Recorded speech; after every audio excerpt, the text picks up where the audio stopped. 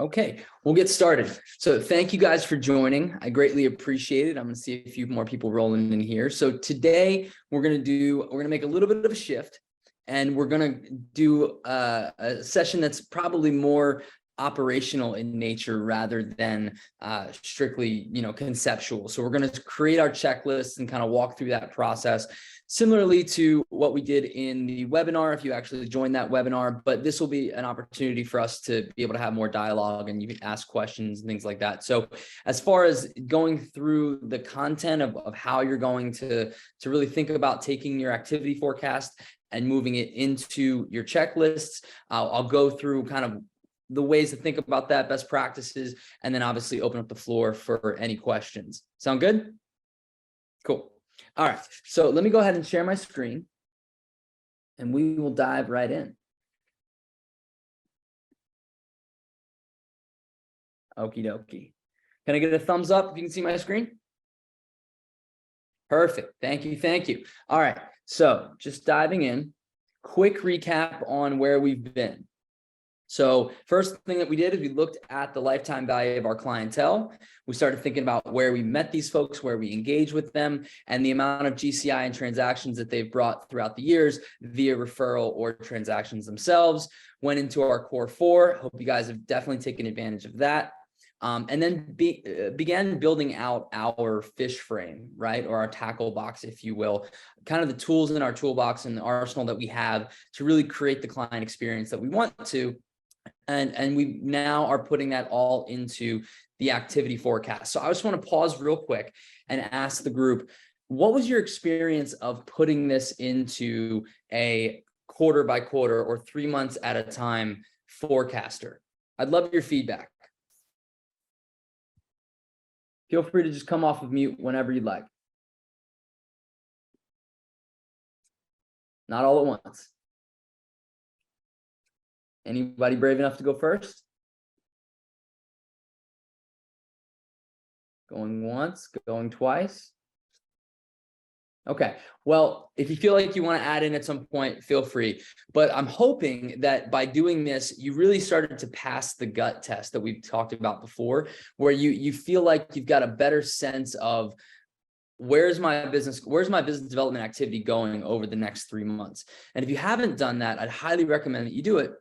Because really what you're trying to do here is you're trying to inspire and instigate some thought around, okay, if I put an actual name onto the forecaster, then what do I want that experience of that client to be? So if I'm going to reach out to John Smith, how do I reach out to John Smith now? Okay, well, I probably am not going to email him because that would just be out of the blue. I'll give him a call. All right, I'm going to give him a call. If I give him a call, what do I want the content of that call to be? Am I going to thank him for the relationship that we have? Am I going to ask him a few questions about his property? Am I going to ask him if he wants to come to an upcoming event, or if I want to invite him out to dinner, coffee, drinks? But really, what's that next step? And hopefully that inspired some thought around how you want to engage with your clientele. And hopefully you started with the clientele that historically has brought you the most business over the years. So just by in the chat really quickly, tell me how many people have actually done this so far? How many people have built out their forecaster? Just say yes if you've built out your forecaster thus far.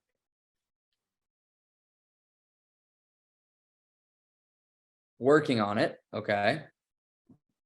Anybody else? No. All right. I did 1 month, still catching up on my reading too. Okay. Only a little. Not using it in that way. Rena, how are you using it? I'm curious.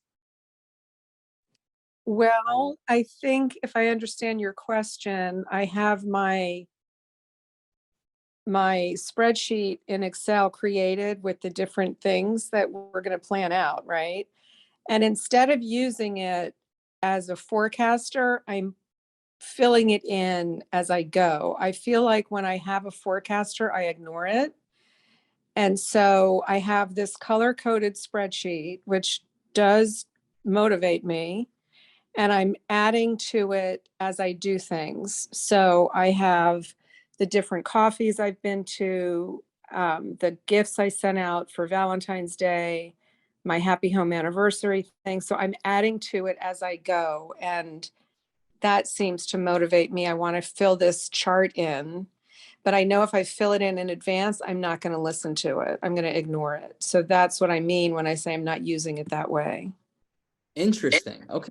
How many people feel as Rena does? How many people feel like if like they would use it in that way, or that if they put it into, way to find it, great job, see, if they put it in and planned it out, that they wouldn't do it? Does anybody feel that way as well? Go ahead and put in the chat if you feel that way as well. No? Okay. Well, different strokes for different folks. And actually, Rena, I can completely understand and empathize with where you're coming from. Here is what I would offer you, though. When using this as a tracker, which is, there's nothing wrong with that per se, but I think it has less value to you over time than forecasting, right? Because if you're using a tracker, I'd highly recommend you use the Compass CRM, just because that's going to live there forever, right? And when you go back, you're going to be able to see it, and it talks to one another. So I'd really recommend that if you are going to track, and that's going to motivate you, that you start tracking in, rather than in Excel, track in the CRM, because again, that's completely integrated. That said, though, guys, I think I want to thank Rena for bringing this up, because this brings up a really, really important point. Most of the time when I introduce this to realtors, the response I get is actually the one that Rena just said. And I'm so grateful for her for saying it, because you go into it and you almost get inspired to do some activity. So you write in a few names, get you thinking about people that you want to connect with. You go and connect with those people. That might even lead to initial business or a possibility of business. It's all very exciting. And then you continue to do that process over and over again. That's okay. But that's probably, and I don't want to be too assumptive, that's probably more similar to the way you're currently doing business. And what I'm inviting you to do is to try to break that pattern slightly, and to start really planning out your business development activity well in advance. Think in a longer scope, and force yourself to say, okay, out of all the people I have in my CRM, if I've got 100, if I've got 200, 300, how do I plan to engage with these people specifically over the next quarter? Now, Rena, we can talk offline if you have any interest in ways of reframing, so that it actually inspires you to want to do that rather than dissuades you. But that aside, what I'd invite everybody to do is not to use this as a tracker. So make sure that if you do decide to engage in this exercise, put a time limit on it. And I may or may not have mentioned this in the last session. So if I haven't, here it comes. And if I did, it's a good reminder. If you're going to do this exercise of actually forecasting your business, big believer in Parkinson's law, right? Any activity will expand the amount of size you give it. Force yourself to just sit down for an hour, 2 hours, and fill out the spreadsheet. Write in first names, right? Just say, hey, who am I gonna call this month? How about next month, the month after that? And I'm going to show you why that becomes relevant here in a second. But I appreciate the feedback, guys. If you haven't done this, this is called the activity forecast. I'll highlight where you can find it, but it's actually in the, I'm just looking at the chats. It's actually in the notes as well. But if you haven't done this step, this is a really, really, really important step to what we're going to talk through later. So that actually gives me a second question here. And if you could respond in the chat, that would be great. How's the pace of this course for you so far? Is it just right? Is it too fast? Is it too slow? I will take no offense. Okay, Alexa, love it. That's fantastic. Thank you. Good. Okay. Thank you, Satej. It's good. Just getting involved. Well, welcome. Okay. So highly recommend that. Just right. Thank you. Pace is just right. Need more time. Sorry, I'm just trying to keep up with this. Need more time to implement instructions and use resources. Okay. I'm behind. Okay. I appreciate that. Carolyn, thank you for the bravery. I'm sure you're not the only one. Very, very important, though, that if you do feel like you're falling behind, please reach out to me. I want to make sure you guys are actually doing the activities. The assumption is that if you're attending the course, that you've done what's been asked of you before, so that you're able to build on the next thing. Otherwise, you're going to sit here and get limited value, because what I'm going to talk about kind of requires that you've done the work ahead of time.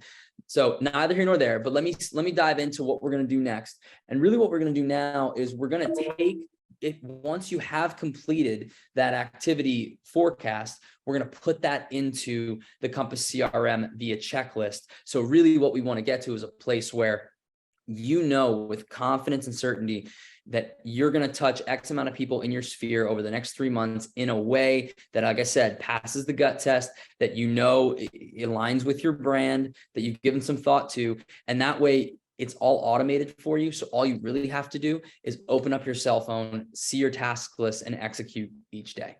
Sound good? Okay, so let's go ahead and see what that looks like. So I'm going to go ahead and share my screen again. Oh, this is the wrong one, so stop share. Sorry about that, guys. Okay, here we go, share. Okay, can you guys see my screen? Thumbs up real quick. Perfect.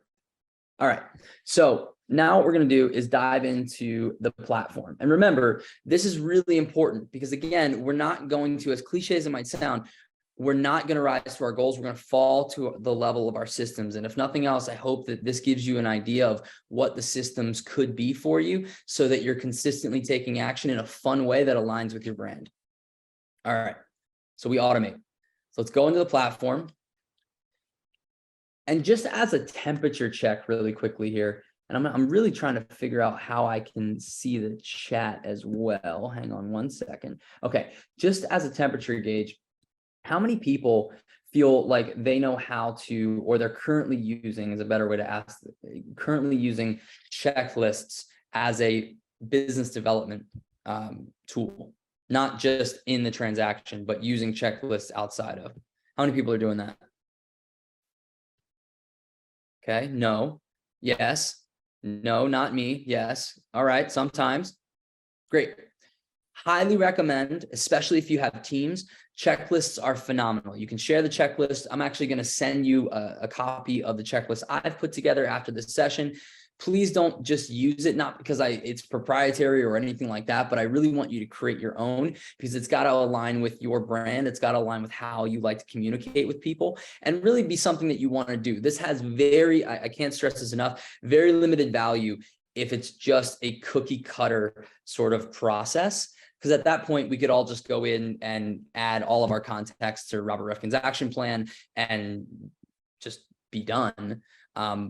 I think that action plan is amazing. The only problem is, in my experience, it sometimes doesn't align with how we currently like to run our businesses and the relationship that we have. So, at that point, we don't do it. And if we don't do it, then it really holds limited value. So, okay. Carol, email me offline if you could, if you're not getting the emails, because everybody should be getting these emails from the forum. And that's where they live. So go ahead and just email me, Steven at Chirag Shah Coaching, and I'd be more than happy to help you. All right, so diving in really quickly. First thing we're going to do is we're going to go to a contact, let's say, and we're going to find that contact here. And we're going to start, I got to move all these boxes. Give me one second. And we're going to start by going to Business Tracker and adding in the Business Tracker. Now, I've already done that. So you're going to add me into the Business Tracker, and this is the screen that will come up. Once that comes up, we're going to add a checklist. So what I'll do is I'm actually going to remove this checklist for now. So bear with me just a quick second.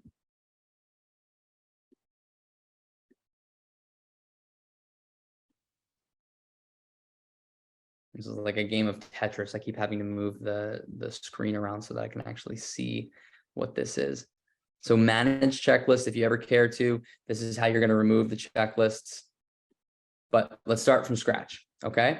So what I'm going to do is I'm going to think through one of your clients. So let's say it was, the client is Stephen Littman, and I have Stephen Littman on my activity forecast. And in my activity forecast, it says that I'm actually going to give Stephen Littman a call. And then I want to invite Stephen Littman to grab coffee And then I'm gonna, have a conversation with them or with him about his house. And then I'm going to follow up again in, maybe 30 days, 45 days, and invite Steven to an event, etc. So what that looks like is this. You'll go ahead and create a checklist or click checklist. And I've already built these checklists in here, which I'll share with you, but I want to show you how you would build your own if you ever cared to. So create new checklist. And then you have all these options. Now, I personally think that buyer initial contact nurturing works just fine. So you'll click this checklist, you'll copy and customize, which is in the bottom right-hand corner. And then really at that point, you can go ahead and create what you want, just exactly the way that I said it to you. So for this one is actually, I'm going to, text Steven to reconnect and invite to coffee. And then I'm going to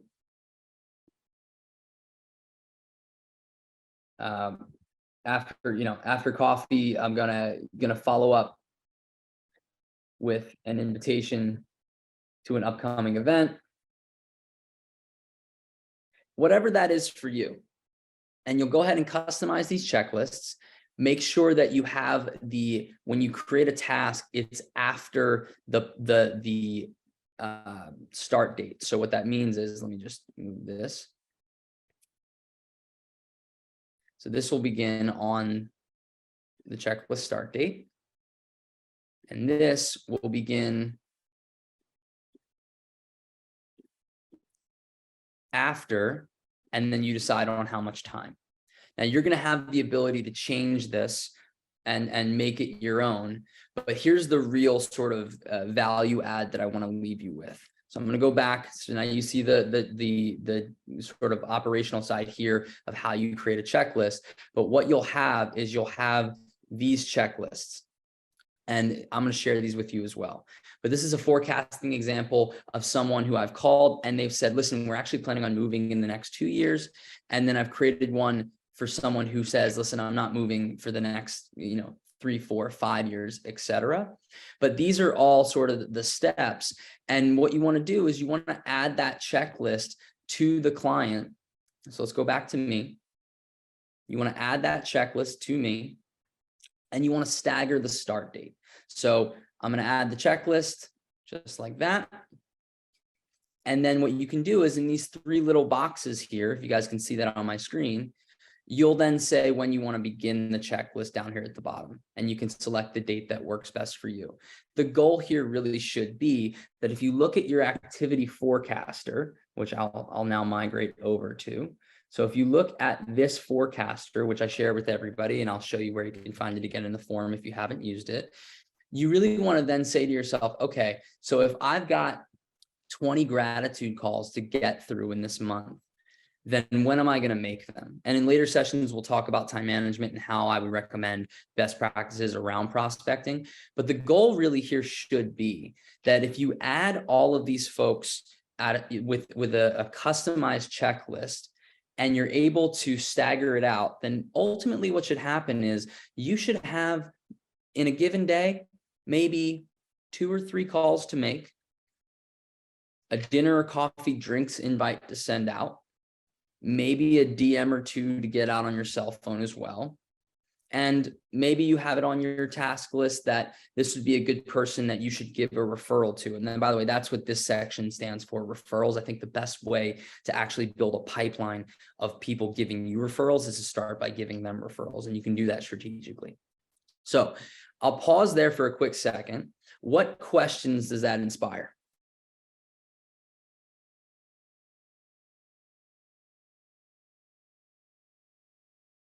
So I'm kind of catching up here, but these are all people's individual names that go on, like for emails, someone's name would go under each one of these boxes. You check off the date that you contacted them, and then that's how you do that, correct? That is a great question. Was that Kayla? Yes. Hi. Sorry, I'm a blanked out screen. No, that's okay. Great to meet you. Hi. Oh, hi, there you are. That's a phenomenal question. So this is, and again, I want to make sure that I'm being super, super clear because it's a great question. And I see how this can be a little misleading. This is not a tracker. So what you want to do is you want to think through, when am I going to get to that activity, right? So like, okay, the date of when I plan on actually reaching out and doing these things. And that's just helpful if you have it. For me, like when I'm putting the checklists in, that way I don't end up bunching them all together. And so that's a great question. So what you want to do is, yes, you want to sit down for an hour or two and think through, okay, who are all the people that I want to contact? And then when do I want to reach out to them? That's really the thought exercise here. And then you're going to put that into the CRM so that you don't actually have to think about it anymore. It becomes a very time intensive if you're coming back to the spreadsheet and adding and then checking and referencing. So we really just want to do this once and then build the system that it's in your CRM. So that's all you have to do. And it reminds you, without you having to do any extra work. Okay, I love that you're putting it in a CRM, because I was going to be like, how am I supposed to know on February 13th that I'm supposed to do all these different boxes? But you're doing a great job. So thank you for that. Oh, I appreciate it. No, and I know that this is a little different, right? So I completely understand if folks are like, no, this seems like extra work. I've got a million things that I'm doing. But again, what I'm sharing is just things that I've seen work with some of the most experienced realtors. And it's just about getting out of today and focusing on what are my prospecting efforts going to be, over the course of this year. And the easiest way to chunk that, I know, is to do by quarter. So thank you for the feedback. And yeah, if anybody else has any questions along that, please feel free to ask. Are there any other questions out there about how you would use this and put it into the Compass CRM? I have a question on, this is Sia. I'm Hi, trying Sia. to find, Pia was saying that you're not sending out emails and that we could find it in the dashboard, but I don't know what it is that I'm searching for and where I can find it. Whatever Sure. you said you were going to email to us. So every week there is in the forum, there is and you guys can see my screen, correct? Yes. Okay. Yeah. Every week in the forum, there is an email that goes out that has a recap of what we covered. Now, my understanding, correct me if I'm wrong here, because I don't mean to, this is newer for me too. But it should send you an email just saying that something was put into the forum. And so if you want to know how to navigate that, you would just, let's start at the home page. You would go to my groups. Okay. All right. And then the prospecting hosted by Stephen Littman should be one of the options there. You click on that. Okay. And in the forum section, you would see a recap from each week. This is great, Stephen. This really clarifies it, because I don't know. I know for myself, I don't know if anybody else is just, we're trying to navigate this, but to find the sessions, we go to the community, into the groups, and then everything that has to do with your sessions would be found here under prospecting, or whatever the title of the session is. Yep. Okay. Absolutely. Great. Absolutely. Great. Thank you. Of course. What other questions come up?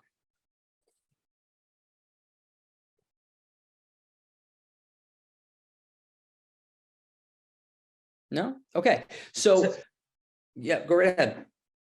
Sorry, Steve, I got the grass blower blowing. You've got what? I'm sorry.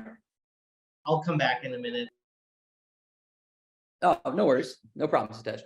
All right. So just to recap again, guys, what we want to do here is we want to create custom checklists. You're going to have the ones that I've created already. It will be in this forum section. So Sia, this was actually a perfect segue. So thank you. It'll be in this forum section. Again, you can use mine. That's totally fine, but you'll get more value if you really take the time to sit through and write out these names and think to yourself, okay, John, I'm going to give a gratitude call to in February. What the heck else am I going to do with John? I got to think about who is John? What do I like about John, et cetera. And then I'll think, all right, John, you know what, actually John can get John can get an invitation to dinner, coffee, and drinks, and then John can do that. Now, here's the benefit, right? I don't want you to have to create a checklist, a new checklist for every single person. But the benefit really is, as you fill this out, John, Mary, Stephanie, right? They're probably, most of them, gonna follow a similar path. So then you use the same checklist you just started a couple of days later, and you keep rolling on. But keep in mind that checklist of gratitude call, then coffee, drinks, then whatever, is going to be different than someone who maybe you don't feel comfortable making a call to right away. You send them an email, and then you follow up with a call, or then you follow up with a mailer or whatever that might be, or not a mailer, but you get my point. There's going to be a different sequence. And really the goal here is, I know it's a lot of work on the front end, but I promise you it will pay dividends in the long term. The goal really here is that, and I can't stress this enough, I know I'm repeating myself again and again, is really that we build checklists that have already passed what I call this gut test, so that when you see it on your phone, it's not a heavy lift for you. You're like, oh yeah, I would love to call John. I'd love to invite John to coffee, because that's something you've already thought of ahead of time. You're just taking off the burden of having to remember to do it because you've put it into your Compass CRM.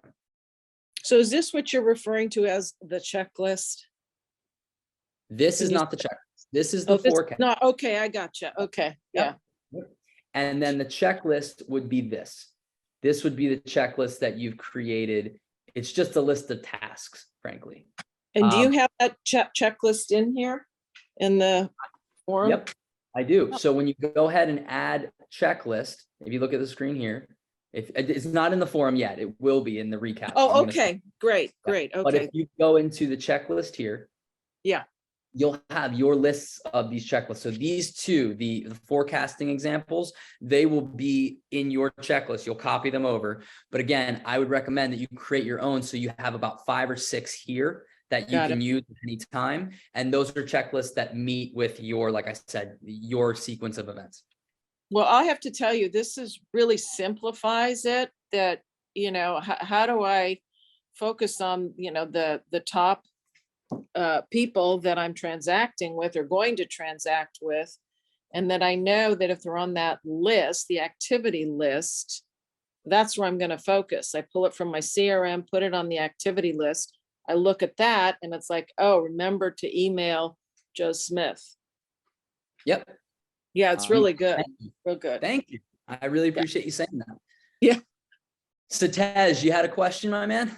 Yeah, sorry, Steve. I just had the gardener blowing some leaves there in the back, so it was a bit noisy. Can you re-explain, the difference between like what a forecasting call is and then the DM, and then like how's a DM different than like just a LinkedIn message to somebody, for example?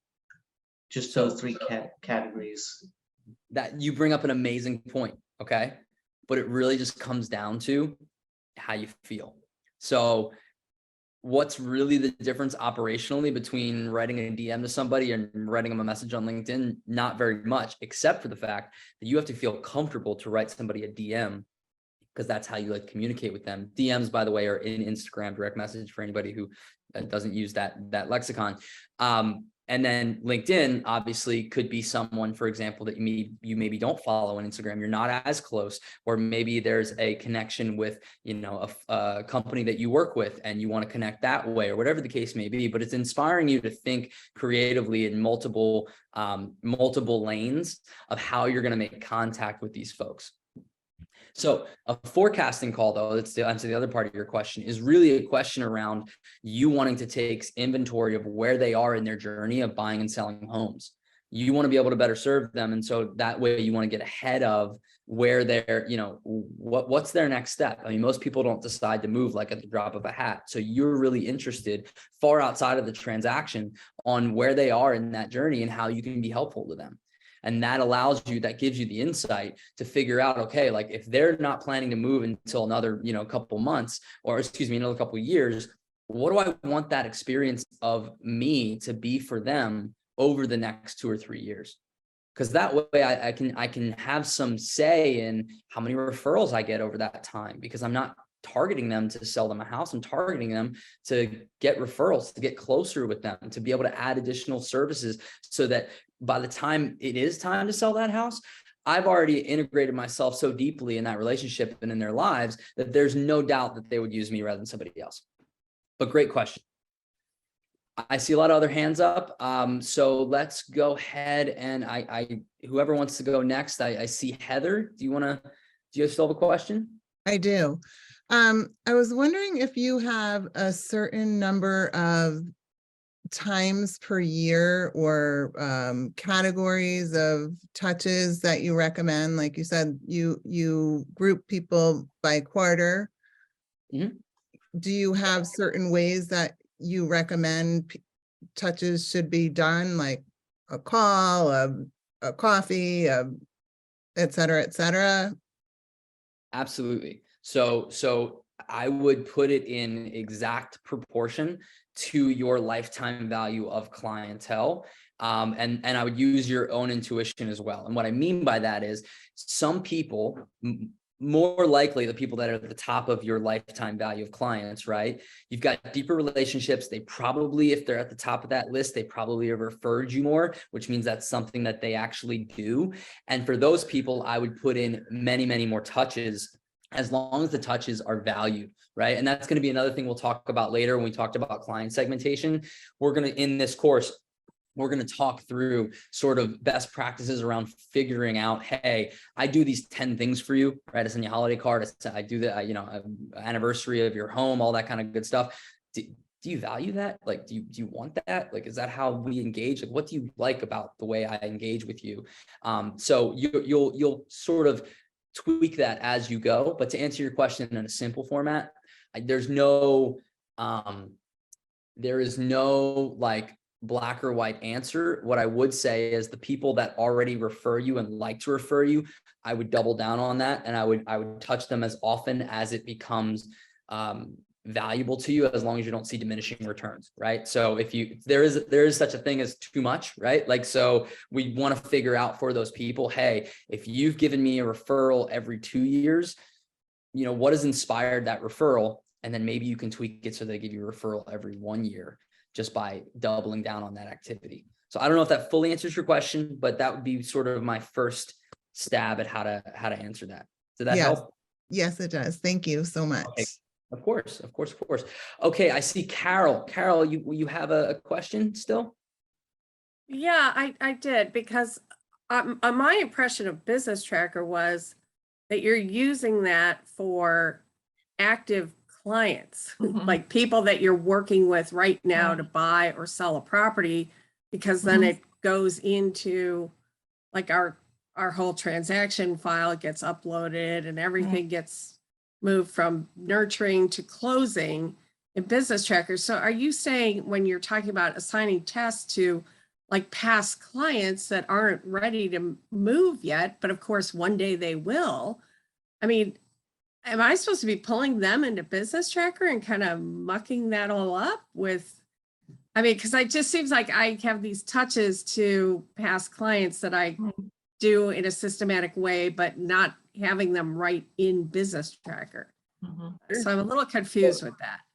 Sure. And I think that's a perfectly valid question and obviously a real concern. For me, I look at it as everyone that is in initial contact of buyer, right? It is everyone that is in my CRM is someone that I could do business with or have done business with, or like you said, right? Or they could give me a referral. So I like to think of that as they're all in my Business Tracker because they're all at some stage of working with me. And that might be a little, arrogant or presumptive or whatever you want to call it. And on the back end of that, perhaps that could mess up your data, but I don't really see, maybe you could educate me. Like, I don't really see how it messes you up too much if they always stay in, the initial contact portion of Business Tracker until, of course, they actually, it works. And then they move down the line in Business Tracker because. Yeah, that makes sense. Just kind of keeping them parked off to that one side there until they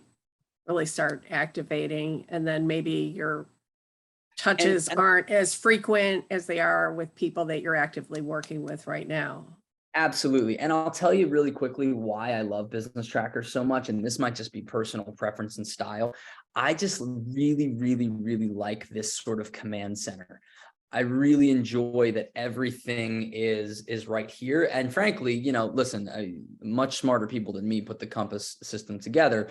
But at the same time, when I go into just the contact view of the CRM, it's not as robust in my mind. Yeah. No, I love Business Tracker. I think it's fabulous. I really do. I agree. Okay. Natalia, Yeah. did you have a question? Yeah, I think it's similar to the previous question. So far, I've been using Business Tracker to track existing transactions, and it's a kind of an eye opener that the dashboard is amazing for other things. But I also wanted to get your opinion on.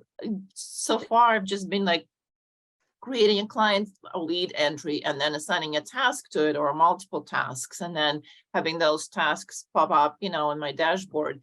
So what is, what is that a valid way to keep track of the necessary activities to follow up with a lead, or should they all be added to the business tracker regardless? Because there is a task option to add tasks to a lead without going into the business tracker. So I'm just a little confused, like there's so much functionality at Compass, like which one to use, and then you have the spreadsheet on top of that. So why not just use the tasks, I guess is my question. Sure. If you could just reiterate that for me, who is not as familiar with the business tracker outside of tracking current transactions. Absolutely. I think it's a great question. So for me, again, this might just be style, but for me, if you asked me to add tasks individually to all of my clients, I'd get through about 5 of them. And then I would be like, I have other things I have to do. I got to go do an inspection. I've got a showing request, all those other things. So this is really more of, can you do some heavy lifting in the beginning with the spreadsheet and then build checklists, because it's just one ad. And then I can literally go through and add a checklist to a client. So it's like adding one task. So, but if I add 5 checklists to 5 clients, and then I keep moving it that way, eventually I'm going to hit this critical mass where we end up with another problem, which we'll get to once everybody, spoiler alert, once everybody does this, you're going to get to another problem, which is you're not going to be honoring your calendar because you're going to have too many tasks to do on the business development side. But I think that's a good problem to have, because when I'm speaking to a lot of realtors, what they'll tell me is, yeah, I look at my calendar and I did, 9 hours, 10 hours worth of work. I only really did about 30 minutes of business development, if that, in my day. And I know I need to be doing more to hit my goals. So to answer your question, I guess I went in a roundabout way. I like checklists just because I've already done the thinking ahead of time of what that whole flow is going to be. And so if I have to think, it's less mentally expensive. If I have to think every time about what's the next task, then I don't get as far as fast for me. Can you add the same checklist to multiple leads in one shot? I don't know if you can. Can you do that? I don't believe that you can. So it really would be you're going over here, you're hitting add checklist, and then you're going to have these checklists already pre-made. So you're clicking on that and then it's done. You'll move to the next lead. So it is right. Go ahead. You still have to open every lead, but the convenience is that you have that preset number of tasks premeditated already, so you can quickly attach it to the lead rather than typing up, make a phone call, send an email. Right. And okay. At the end of the day, I don't want to be too presumptive here, but at the end of the day, what I've seen just working with one-on-one with clients doing this, like by the time they've added 30, 40 people to this and they're actually doing the tasks, they're doing far more business development on a daily basis than they were doing in the past. And so it just ends up kind of snowballing. So you don't have to get the whole mountain in one shot. You can just start to build, 10, 20, 30, 40 people at a time. Thank you. Great question.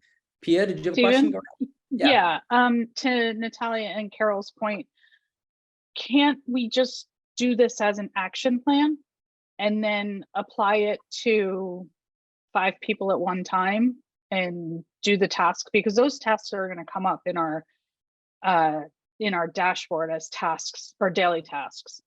Would there be anything that would preclude us from doing that? Not at all. You could absolutely do action plans. I like checklists better. Again, just because it lives here. And I just feel like it's easier and more functional for me to use. Like, that's just style. So Okay. you're going to get the same result if you add everybody to individualized action plans that make sense to you, and go from there. So yeah, great question.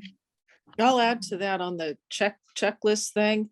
When you add, say, an initial contact into your business tracker, you can automatically add whatever checklist you want. So if it's initial contact, whatever checklist is associated with that, you can have that automatically added every time you put a contact in each one of those categories, if that makes sense. Yeah, it does. It's a great point. Great point. Yeah. The one thing I would be just cautious of when you do that is just the fact that, like, again, we want to make sure that all of these, the goal here is to do the work up front. So all of these checklists really do align with the person, because what we don't want is for you to overload yourself. Like, I've seen so many people just, and I'm sure you have too, like they did, myself included, actually, when we first came out with action plans, like I was so proud of myself. I put everybody in an action plan and I had it all dialed and it looked really great. And then I went and got coffee and came back and was like, whoa, I can't do any of this. Like, there's too many. I'm supposed to do how many things today? Like, that's not happening. Right. So that's the only thing I would just caution there. Like, slow and steady kind of wins the race. But yes, great point. See ya. Thank you. Okay, guys, any last questions before we adjourn? I'm going to send, again, I think Sia brought up a great point here. I'm going to send another recap, which will live in this forum section. And in those recaps, you're going to find that they all have a lot of links. Anything that I'm referencing, I'm going to share with you. Please make copies for yourself. And again, please feel free to reach out to me throughout the week. A couple of you have, and I really appreciate that. But reach out to me throughout the week if you stumble into some, if you have some questions, you stumble into some obstacles, and you're like, hey, couldn't I do it this way? Doesn't it also work that way? Let's open up a dialogue. I'm more than happy to help. Okay. I want to thank you guys again for your time, energy, and attention. I really appreciate it. And I look forward to seeing you guys next week. Wishing you the best. Bye-bye. Thank you. You got it. Thank you, Steven.